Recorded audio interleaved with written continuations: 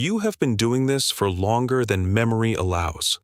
Not your memory, memory itself, the concept. Before anything existed that could forget, you were already here, standing in the dark beside something that breathed. Tonight is the same as every night. You move through the city the way water moves through cracks. Not forcing, not choosing, simply arriving. The first house is a narrow building on a street with a broken streetlight. You like streets like this. Less interference. You pass through the wall the way you always do, without sound, without disturbing the air, without leaving any trace that something entered. Inside, a man sleeps on his back, with one arm thrown over his face. His breathing is slow and even. His chest rises and falls like something mechanical, reliable, almost boring. You position yourself at the foot of the bed, the way you always position yourself, and you watch. This is the job. You don't fully understand why it exists. You stopped asking a long time ago. There was a period, you think it was several centuries, though time moves strangely for you, when you tried to find the reason. You visited philosophers while they slept. You stood beside scientists, beside priests, beside kings. None of them could explain it, because none of them knew about it. And eventually, you accepted that some things simply are. The river doesn't ask why it flows. You don't ask why you watch. The man's arm slides off his face. He mutters something. Humans do this often, speak to no one while their minds are somewhere else entirely. You have heard thousands of confessions this way. Regrets whispered into pillows, names called out with a grief that daylight never shows. Once, in a city that no longer exists, a general slept beside his maps and spent the whole night weeping. He never did it awake. You were the only witness to that softness. That happens more than you'd expect. People are different when they think no one is watching. They are smaller and more honest, and somehow more complete. You move to the next house before the man wakes. You never stay for waking. That is one of the rules. You did not write the rules. You simply know them the way you know everything about this, instinctively, completely, without ever having been taught. The second house has 4 people sleeping. A couple in the main room, an elderly woman in the back, and a child whose door is covered in drawings of animals. You spend the longest time with the child. Children sleep differently from adults. Their faces move more. Whatever they're seeing in there seems to be bigger and closer and more vivid than anything the adults visit. The child laughs once, quietly, and you notice something that might be warmth in whatever passes for your chest. Then you notice something you can explain only in retrospect. The child's drawings on the door, you've been looking at them without really registering them. Animals, mostly. A dog, something that might be a horse. And in the bottom corner, done in black crayon, a tall, thin figure standing at the foot of a bed. You look at it for a long time. Children draw what they dream. You know this. It means nothing. You move on.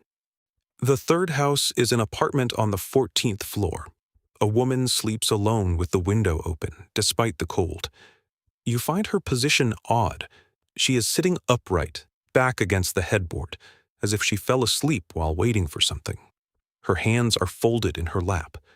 Her expression is not peaceful in the way sleeping faces usually are. It is composed, deliberately composed, in a way that sleep should not allow. Her eyes are closed. Of course they are. You check. They are closed. You stand at the foot of the bed and do what you always do, and feel what you always feel, which is nothing, or something so close to nothing that there has never been a reason to examine the difference. Then her head turns. Not quickly, not like waking. Slowly, the way a sunflower moves, with intention but without urgency. She turns her face directly toward you, eyes still closed, breathing unchanged, still, by every measure you have, asleep. You do not move. This is the correct response. Humans shift in their sleep. They turn, they reach. This is normal. You catalog it as normal and hold your position and wait for the moment to resolve itself. Her mouth opens. She says, quietly, clearly, in a voice that belongs to someone who is not dreaming, "I know you're there." You are not there. That is the entire premise of your existence. You are and have always been the thing that is not there. You have stood beside the beds of the dying, the grieving, the afraid, and not one of them, not in all the accumulated centuries of this, has ever registered you. That is the rule.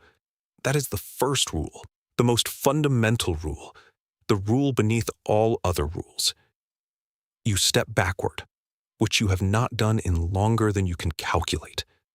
Her breathing doesn't change. Her eyes don't open. After a moment, her head drifts back to center, and her face returns to that arranged, waiting expression, and she is simply a woman sleeping upright in a cold apartment, as if none of it happened. You leave through the wall, faster than usual. You stand in the street and do something you have not done in what might be decades, which is stop. Just stop. In the middle of the sidewalk, in the dark, while the city breathes around you and people sleep in their stacked boxes of light and warmth, you stand completely still and reconsider everything. The next house, you tell yourself. There was always a next house. This is the job. But in the fourth house, something is wrong from the moment you enter. You can feel it before you identify it, a quality in the air, a texture to the silence that doesn't match. The man inside is asleep, genuinely asleep, nothing unusual about his breathing or his expression. You take your position. You watch. And then you feel it, the specific, unmistakable sensation of being observed, not by the sleeping man, from somewhere else in the room, from somewhere behind you. You have never looked behind you before. There has never been a reason to. When you look, nothing is there. The wall is a wall. The corner is a corner. The room is empty, except for you and the sleeping man. You turn back to him, and he sleeps on, and everything is exactly as it has always been, and you finish the night the same way you finish every night, moving from house to house until the sky starts to lighten, and it is time to stop.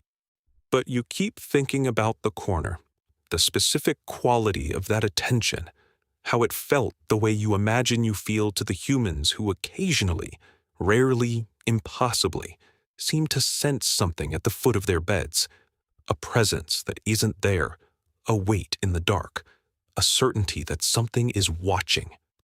Has it always been watching? You think about the woman with the folded hands who said your name without knowing your name. You think about the child's drawing, the tall, thin figure in the corner. You think about all the centuries in all the rooms in all the cities, and for the first time you wonder if you were ever the only one standing in the dark, watching. What if you've always been the human in this arrangement? Tell me, do you ever wake up and feel certain that something was just here? Leave it in the comments. I need to know if this happens to you too. If this unsettled you the way it should, share it with someone who sleeps alone. And if you want to keep living things you were never supposed to experience, subscribe. We do this every week.